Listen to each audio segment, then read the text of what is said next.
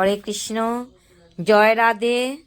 আগামী কল্য রবিবার 30শে ফাল্গুন 15ই মার্চ আসছে পাপমোচনী একাদশী ব্রত। তো আমরা সকল ভক্তগণ এই পাপমোচনী একাদশী ব্রত আমরা অবশ্যই করব।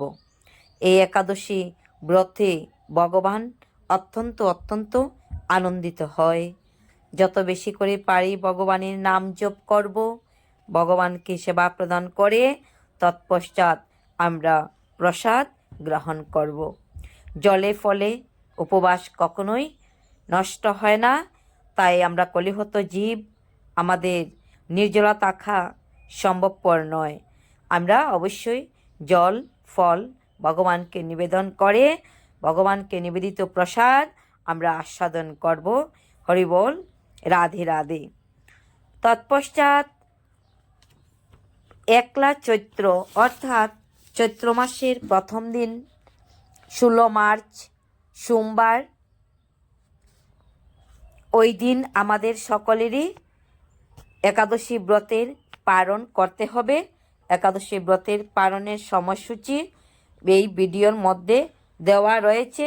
আপনারা 7:59 মিনিটের মধ্যে সবাই পালন গ্রহণ করবেন।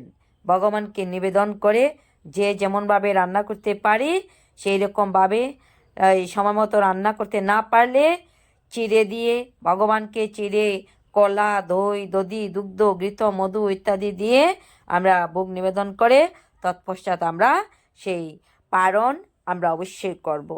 পালন মন্ত্র প্রতিটি ভিডিওর মাধ্যমে দিয়ে থাকি।